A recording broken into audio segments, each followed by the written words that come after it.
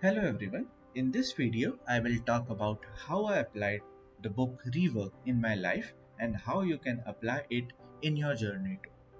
I am an engineer by profession. I work a full-time job and I have started this YouTube channel as an hobby, hoping to turn it into a business someday.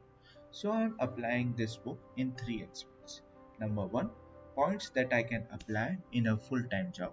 Number two, reading or reviewing books so that this business can grow. Number three, life in general. We will explore how the book Rework by Jason Fried and David Hanson added values in my life. Let us start how I applied book Rework in my full-time job. Number one, when you don't know what you believe, everything becomes an argument.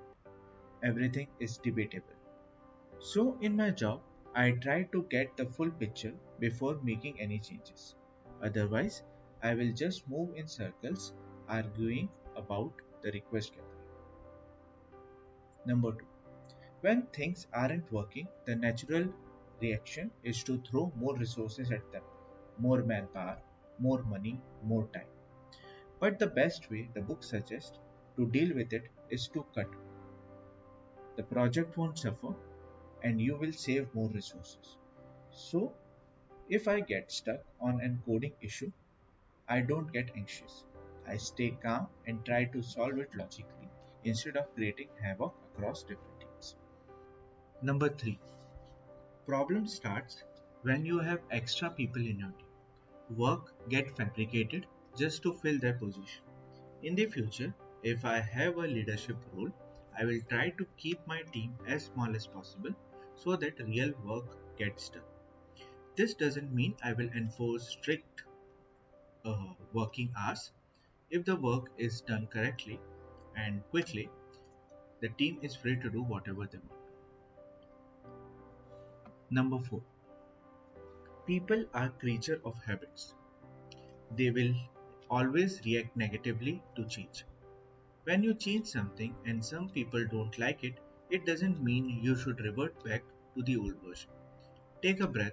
If your product is good, chances are they may like it after a week or so.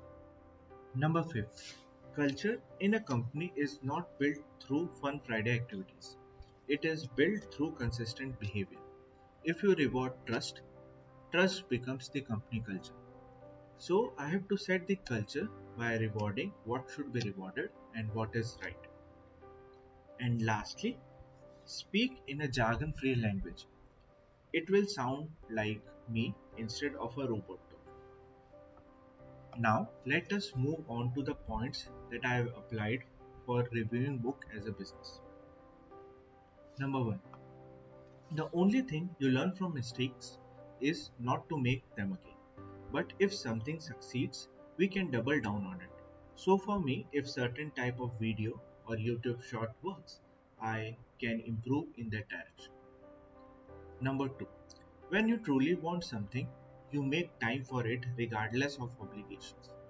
The truth is, most people don't want it bad enough. So they protect their ego with the excuse of time. It is entirely your responsibility to make your dream come true. Hence, I try to read 2 books a month and review them for this channel. Number 3. Constraints are advantages in disguise. They force you to be creative. With limited options, you have no choice but to be creative. For my videos, I have decided to make a few using free resources instead of buying premium products until I gain consistency with my content. And lastly, in the book The Art of Persuasion by Bob Burg, which I reviewed before this video, there is a concept called the law of diminishing intent. The longer you wait to do something, the less likely you are to do it. The book Rework enforces the idea, saying that taking action is progress, just thinking about it isn't. Now let us move to the last part of this video, that how Rework gave me some life rules. Number 1. Make tiny decisions because big decisions take resources to reverse.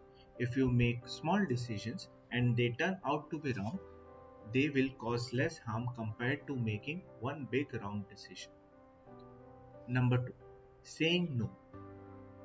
Don't chicken out because of how other will feel. We often avoid saying no so that we don't have to deal with short-term pain, but it is necessary. Number 3. A good apology accepts responsibility. An apology statement should not contain if. Saying something like, I am sorry if it upsets you, is not an apology. And lastly, don't make up problems you don't have. It is not a problem until it's a real problem. Most of the things you worry about will never actually happen in your life. That is all from my side.